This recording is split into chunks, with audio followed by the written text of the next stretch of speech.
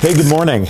You know what? It's always great to go right after bar night because everybody is hopefully either too drunk from last night to know when I screw up, or maybe just not quite awake yet. So I have a little bit of a confession to make. Usually my talks that I do now are to like CEOs and CTOs and stuff like that. And this being a developer conference, and back to kind of what what my roots are, I have to say I'm a little bit nervous. I can't do my hand wavy tech magic stuff that I usually do to wow them. So you guys will see right through that. So just be gentle with me. In fact, right before I left Burlington, I work out of Toronto at Wrangle. My kids were saying to me, where are you going this week? I travel a lot. And I said, I'm going to a developer conference. They said, great, you won't be boring this time. We'll see. You guys tell me after. So here it goes. Building large-scale software is hard. Too often I talk with companies that are stuck with hard-to-change large monolithic applications. It's kind of like an old wool sweater. You pull on one string, and the whole thing comes unraveled. Building web and mobile apps really doesn't have to be like that, though. And it doesn't need to be like that old sweater. And I'd like to share with you some of the ways that you can avoid these pitfalls and looking towards the future. Now, everything I'm going to be talking about today are choices. I'm going to talk a lot about choices throughout the talk. There's never kind of one way to build an app. You have to decide what's right for you. I'm going to present to you some alternatives that you may or may not have heard of before. If you've already heard of them, then have a snooze and sleep off the booze from last night. And if you haven't heard of it, maybe I can give you something you can learn from today. So I'm going to start with actually a story from early in my career. I'm going to change some names around a little bit in some places to protect the innocent, because really it was me who was the guilty party here. Years ago, I worked at a company that helped a global car brand build websites. And if you look on LinkedIn, you could probably figure out who it is. But we had a really amazing idea together. Get a superstar athlete, maybe like the fastest man in the world kind of guy, and build him 2 custom sports cars, one for him to keep and one to auction off to the public. The timelines were pretty intense. It was a marketing agency that I worked at, so if any of you have ever worked at a marketing agency, you know what I'm talking about. I assembled the team. We built features as fast as we could, and we had a beautiful web app in just a few weeks that would get the job done. The auction was going to happen live, so a live stream kind of thing from Japan with the CEO and this celebrity athlete. And the site was going to be how people bid. So you want to buy this car, and this was not a cheap car either. I think it retailed around 120 grand. So the pressure was pretty intense on me and the team. I was in Toronto.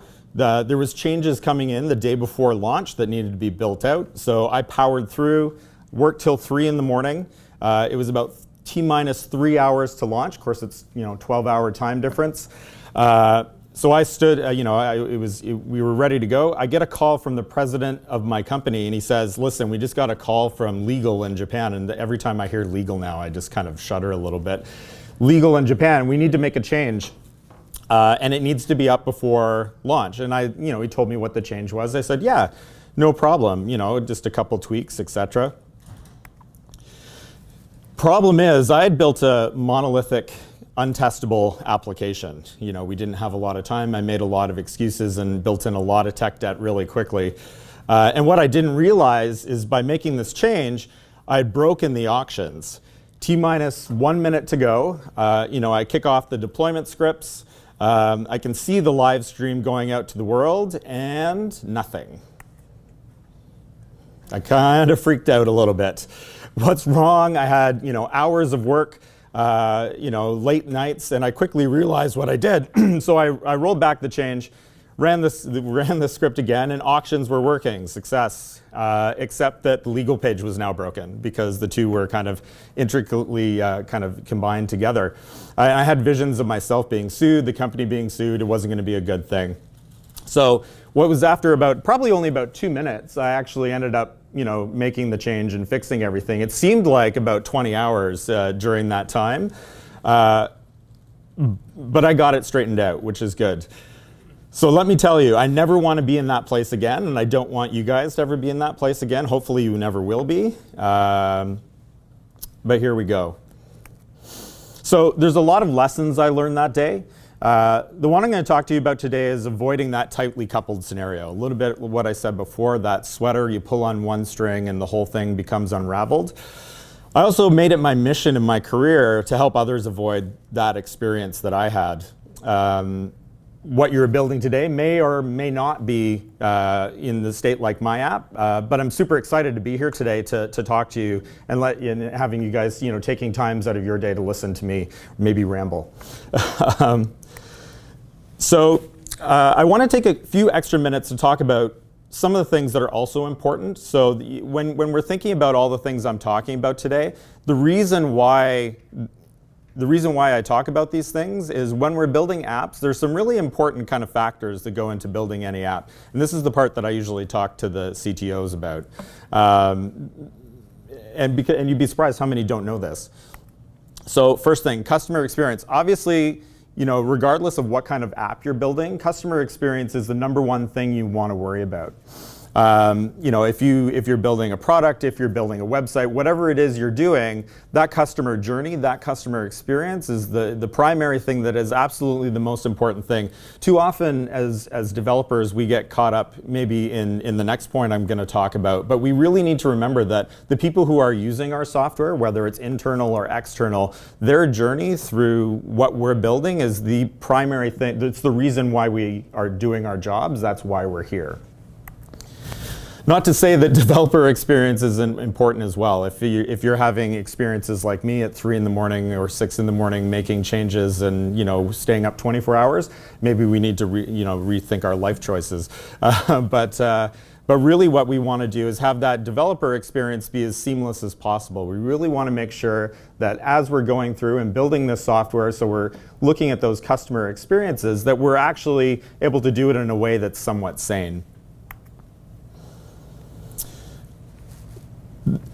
Since I started web development, I'm not going to say how long ago I started web development because I'm an old guy, but it's been a while. There was no jQuery when I started. It was just plain old JavaScript, and we didn't do very much with it. Really since I first started web development until now, the pace of change with JavaScript has been insane. Even since 2005, even since 2013, the proliferation of frameworks, libraries, build tools, all that stuff, has really exploded, and it's made it so we can do a lot of things that we weren't able to do in the browser. Even when I was starting to be a development manager, let alone when I was a junior developer. But now we have some of the problems that they faced on the back end, and we need to start to deal with some of those things, which is primarily what I'm going to talk about. Return on investment. It's funny. I was kind of like debating whether to put this into a slide, talking to developers. But I think it's important because when you think about when I talk to people, when I talk to CEOs, when I talk to CTOs about building applications, there's a couple things we need to remember. When the leadership of especially a large organization is looking at an app, they're looking at, okay, so the last time we did the site was 10 years ago, and so this one will last 10 years too, right? So all the architecture decisions we make today, all the things that we're doing today, that'll just kind of keep working for 10 years. And unfortunately, as we all know, that's not the case. But we want to try and make that investment that they're making last as long as possible. We want to make sure that we're picking a technology, we're making tools choices that actually give them a longer or better return on investment and a longer longevity of the application. And finally, design. When I started out as a developer, I used to call things Devo Vision when it first started because as a developer, I would always start and I would build something and I'd say, this looks so cool, and then the designer would look at it and they'd be like, oh my God, that's horrible. And that kind of still happens today with me, unfortunately. But design is really important as well. So as we're going through all these topics today, I really want you to think about design as well. How important that seamless design between each experience or each line of business or whatever it is you're doing, how important that is.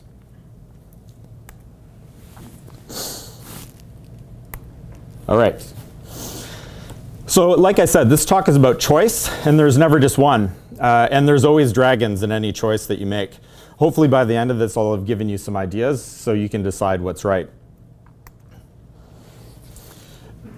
First and foremost, I'd like to do a highly scientific survey of the room, just for my own purposes. How many people today are using JavaScript to build their apps? I think I know the answer, but okay, not everyone. That's cool. Okay, who's not? No, okay, everyone. Okay. Okay, so I'm going to ask you about a couple of frameworks. Who's using Angular? Not AngularJS, Angular. All right. React? Unsurprising. Okay. Vue? Awesome. Very cool. AngularJS? All right, we have a help support group for you. That's fine. How about something else? Okay, so there's a couple out there. All of these frameworks are working towards the goals of allowing us to build kind of amazing things in the browser. Regardless of the tech choices that you do make, there's a couple universal attributes that they have. Or a couple universal attributes that they always strive towards: performance, accessibility, code review usability, separation of concerns, testability is a big one, good user experience, good developer experience, and flexibility in features and code. And as we go through, there's some that definitely excel in those areas, and some that don't, or a little bit further behind. But again, it's all about choice. It's all about what's best for your team. And what's best for the application you're building.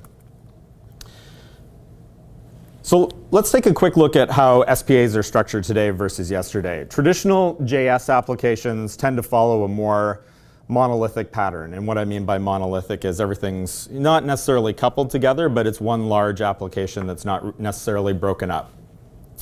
When you look at some of the more traditional frameworks like AngularJS, there is opportunity for separation of concerns, but a lot of the apps that we ended up working with our clients, and even before I worked at Wrangle, tended to be tightly coupled together. And there was a lot of repeated code, so we'd get 10,000 line controllers and stuff like that, where we had no idea what was happening further on, and people would just keep creating new methods, and it ended up being a little bit of a mess. Today Angular, React, and Vue rely on a component-driven architecture, which is obviously different. I really liked the first talk yesterday on essentialism. It talked about this to some extent. There's a different approach that applications that are using components take. They're self-contained entities, enabling a higher level of reuse. The design is easier to enable. And the goal of this architecture is to build applications that follow functional programming. See, I maybe had too many drinks last night. Programming patterns. Each component is a black box that only has its actions passed into it, or its features are self-contained. And in this type of architecture today, we either have Redux or NGRX if you're using Angular and you choose that path to manage a global application state from a central location. I'll tell you a little bit about a retailer that we worked with out of Montreal. We built them a React-based e-commerce application. It was all in React, so we didn't do some of the stuff that I'm going to be talking about a little bit later. And I think there was over 19,000 or 20,000 lines of code within, including tests and all that fun stuff in this application. It was quite large. And we had a new person come on the team. And it was actually quite interesting because he came on, he looked at the Redux store, and he was actually able to reason about it within about 4 hours what the entire application was doing, because the components were black boxes. They were just doing what each component did, but actually understanding the state of the application, how everything worked, how the data flowed through the application. He was able to figure it out from one central place pretty quickly. So there's a lot of power in Redux. And by all means, when I'm talking about the concepts here today, don't think that I don't love that pattern. Okay, so let's talk about what those what apps can look like. So we have kind of the monolith. The monolith is this is what it looked like when I started web development. You really didn't have a separation between front end and back end developers. Everybody was all kind of working towards. I do HTML and I throw it into this JSP, and I also write Java and I throw it in there. You ended up with code that was really hard to maintain. There was back end and front end code that were mixed together, and it really wasn't a great it wasn't really a great time for building software. Fast forward a couple of years, the early 2000s, and we had broken up into specialities. By this point, front-end development was becoming more of a speciality. So you had the front-end team usually specializing mostly in HTML and CSS. JavaScript, really wasn't, it was you click a button. Ajax was, only just being invented by Microsoft. And the back-end team was continuing on their way doing what they did. But we started to separate out those HTML templates from everything else. But we still had to work, pretty tightly, and we were still a little bit coupled to the back-end service. Fast forward to, only just a couple years ago, the back-end folks had figured out, okay, you know what? This monolith that we're building, these hard-to-manage giant Java or .NET or otherwise applications, we need to split them up into something that's a little bit more sane. We need to split them up along those customer experiences that really matter. Shopping, if we're talking about the e-commerce example, we talk about shopping, we talk about a cart, which is very important. You can break your teams up into working on these microservices. I'm sure we've all heard of that before. And then there's a composer layer that sits over top of that to make the monolith that is, the front end coders who are doing kind of all the work of cart, shop, recommendations, payment. It'll put it into one giant monolith that they can interact with. And maybe you might automate that with GraphQL or something like that today. But really, you have these microservices, and then you have this still a little bit of a monolith on the front end. So what's the next step? What are we going to be talking about today? Well, there's lots of different names this has been called. There's a really great website that I stole a lot of this from, so I'm not actually that smart. I just copy things really well, but I'm going to give them credit for it. So microfrontends.org, a lot of the content here is taken from there, so if you want to read more about what I'm talking about in detail, you can go there. There's a bunch of GitHub repos that are attached to it as well. But really what we're talking about is vertically sliced single-page applications. What if we could split up each part of the application into a standalone app? So we have our Inspire team. So our Inspire team is recommendations. What are the types of things that I want to build? We have our search team, we have our product team, and we have our checkout team. So from front end to back end, and we have our front end developers who are doing their JavaScript. We have our back end developers that are still building the microservices, but we're really creating what we're going to call a micro front end and a micro back end. So each of those vertical slices, we're able to actually work independently of each other, not knowing what the other is doing. Remember that sweater analogy that I talked about? If somebody changes something in Inspire, we're not going to break checkout, which would probably be the worst thing you could do. Okay. So what are some core concepts of this idea? Before we go any further, there's kind of some textbook concepts, but again, like I said, take what you want out of this and apply it to your own architecture for whatever makes sense. So one of the concepts of this is code isolation. Like I mentioned, each team is able to write code in isolation of all the other apps. So what ends up happening is instead of having a single application that ties everything together, the DOM becomes the API. And I'll show you an example a little bit later with some code snippets of what that looks like. But really what it is instead of having JavaScript code that is tying all these applications together and creating another monolith across everything, really the browser itself becomes the API that binds everything together. It needs to be technology agnostic. Like I mentioned when I was talking about Angular and React and Vue, et cetera, different teams have different needs for different tools. So we work with an airline out of New York, and I was at the Vue conference in New Orleans last week, and they came. So they're using Angular, Angular 6 now. We're just upgrading them to, and they really like it. So I asked the tech lead, kind of at the end of the conference, I'm like, what do you think about Vue? I'm a big fan of Vue. And he said, you know what, it's really cool. There's a lot of great things, but for my team, Angular's still the right answer. And I said, oh, why? He said, well, a couple things. A, we already know it. B, we already built the app in it, so I can't really change now. But really, he really liked some of the guardrails that were there. He liked that it was an all-in-one package, et cetera, which Vue does start to bring in. I don't want to get into a philosophical debate with you guys about which is better, but that was his opinion. And so allowing him to have the choice, across all the different streams, all the different lines of business within the airline, that could be powerful if he eventually found something that Vue would work better for. Utilize browser events. So, when I started web development, following W3C standards and trying to stay as close to the browser as possible, that was a really important thing. With a lot of the frameworks that we have today, they do a lot of things that the W3C is eventually, is catching up to, but it's not fully there. Part of this architecture is trying to bring as much of that back to the browser as possible. So we're not relying on, again, technology agnostic. We're not relying on a specific framework to do things. And a big part of that we're going to talk about is web components. There was a talk yesterday, I believe, by the folks from Ionic. I had to step out for a meeting. So products like Stencil, et cetera, and Angular Elements are allowing us to create these web components that you can use across multiple frameworks. Progressive enhancement. So everybody's heard of, has anybody not heard of PWAs?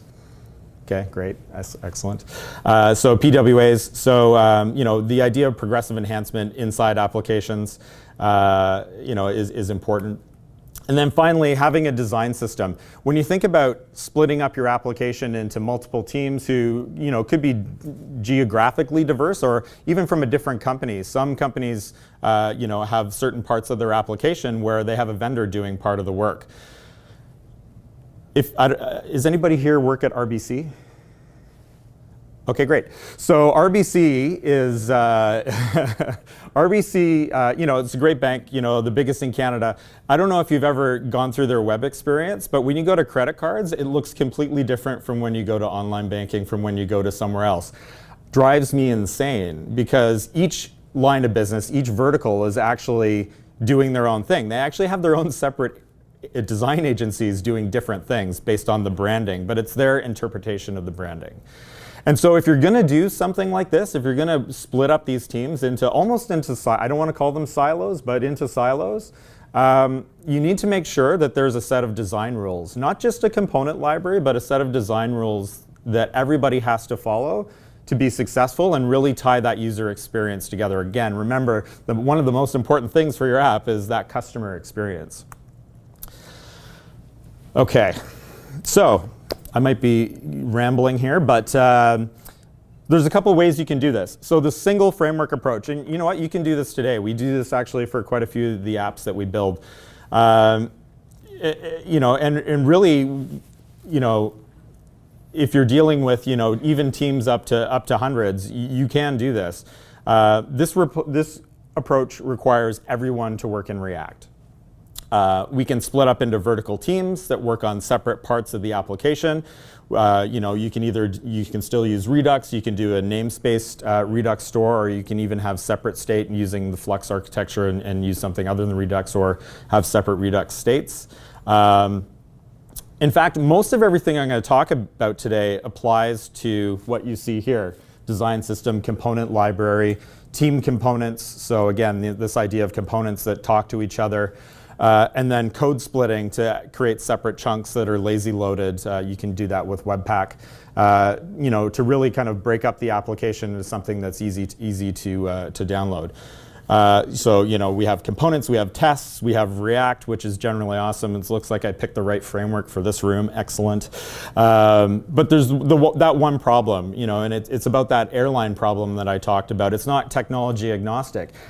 If I have a team that's working that wants to do something in Vue, because Vue is the right answer, Vue is the right tool set to solve the problems that they need to solve quickly, they can't. All the components are written in React. They either rebuild everything. Remember that ROI thing I talked about? Why do you need to rebuild all the components when we have them all over here? Well, because we need to use Vue to enable X, Y, Z. It becomes a very hard conversation to have. If your components are agnostic of all the different frameworks, then you don't have to have that hard conversation. So what if you didn't have to choose? What would that look like? In the amount of time I have, I don't know if I can go through every single permutation of this. So like I said, go check out microfrontends.org. It'll go through a lot more of this than I can today. But really, there's a couple things you want to think about. Like I said, different needs within the organization. But sometimes the choices you make today, based on this is the best thing today, in 2 or 3 years might not be the best thing. So I asked the question earlier, who's using AngularJS today? Who used AngularJS in the past? Almost everyone, and everybody switched, right? So now I don't know if you're at the same company as when you used AngularJS, but did you have to rewrite all your components? No, different company. Different company, okay. Well, if you are at the same company, it really would be best if you don't have to making that change, making that switch later, that rapid pace of change that we're seeing within the JavaScript community, if we can make that change. So the multi-framework approach takes a couple of different things into account, and there's really kind of 3 major areas that change. One, the core component library is written in web components, and you can do it with any framework. Simon said I should say something bad about Stencil, but I love them, so I'm gonna say nice stuff about them. He's not here. Okay, so it doesn't. The joke is lost. But really, Stencil, does a really great job of helping you to do that. The Angular team is also working on something called Angular Elements. A gentleman named Rob Wormald, great guy. If you chat to him on Twitter, he'll always answer you. So he's put together Angular Elements, which you can build an Angular component, and then it compiles it into a web component for you, very much like Stencil does, although Stencil's a little bit more mature. Or you can just write plain old web components, although when going back to developer experience, you probably want to use something like Stencil or Elements to do that because it's a lot of boilerplate that you end up writing.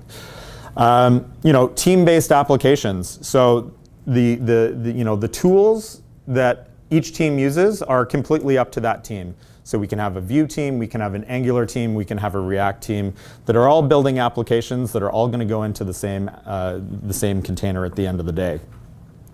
And the other thing that's really required to do this, now you're probably thinking in your head, wow, that's a really big app, and you're right. Server-side includes. So server-side includes and server-side rendering are essential for this. I'm going to talk a little bit about the real-world implications of trying to do something like this. And just because you can do something doesn't mean you should. I'm going to say that a couple times today, but yeah. And the result is this. And again, you can see this on microfrontends.org, but the result is this. So we have our example here. It's a very simple e-commerce website. We're selling tractors, and there's 3 teams. We have team product. Team product is responsible for actually displaying the product information. They're responsible for being able to switch between the 3 different products. We have Team Checkout, which is responsible for the buy button and the cart button. And we have Team Inspire, which is you could say search or related products. Each team has made a different choice about what they want to do, and each team is able to build in the different way that's required. And again, that thing that is tying all these together is the browser. It's the DOM, the API. As the API. So I'm going to back up for a second. We're going to talk a little bit about web components. So has anybody here used web components in production? Me neither. Oh, you? Okay, great, excellent. That's fantastic. Are you using something? Are you using Stencil or? No, we're using Polymer. Polymer, great, excellent, great product from Google. There's a couple of elements that go into what a web component is. So Shadow DOM, we're all probably familiar with this from the React world. So it allows us to use encapsulated style and markup within our components, so we don't have leakage out to the broader world. HTML imports. So this part of the specification defines inclusion and reuse of documents. So you think about, okay, I have a couple of fragments. I'm going to put them together, and when the page renders, it's going to come in at that time. And then finally, HTML templates. So getting behind on my clicking here. And HTML templates allows us to declare fragments that are brought in kind of after page load. And then, of course, W3C standard, like I talked about, this is framework agnostic, technology agnostic, so that's an important part of this, this idea.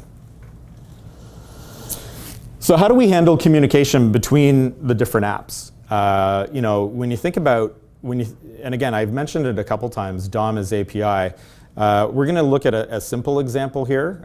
There's more complex examples that you can look at on the website. Really, there's kind of two types of communication in our e-commerce example that we want to look at. First is parent to child. So parent is, of course, the product page. I have a tractor. And I'm going to click on, say, the green or the blue tractor to actually switch what product is going to be changing.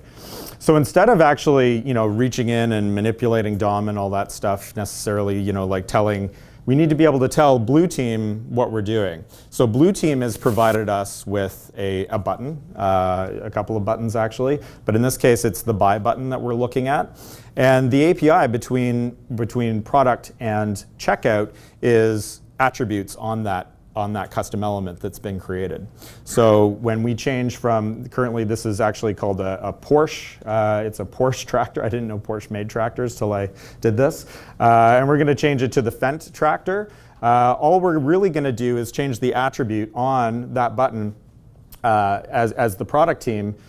And inside the button itself, that's the code you see here, the blue buy button, we're actually going to do two things. There's two important things. One, we're going to use the observed attributes method on a custom element, which allows us to say, hey, when this attribute changes, do something. The other one is attribute changed callback. So in this case, it's pretty simple what we're doing. We're just recalling the render method to re-render the screen based on what the SKU is.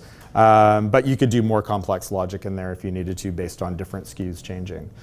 And once that happens, the blue button, the blue team is taking care of its own state. The blue team is taking care of everything inside it. So really, that separation of concerns is maintained. But what about the other way? So we have our child. So something happens in the blue button. Somebody clicks on buy. How do we communicate that back to the parent? Because the parent needs to know what's happening. So there's a lot of ways you can do this.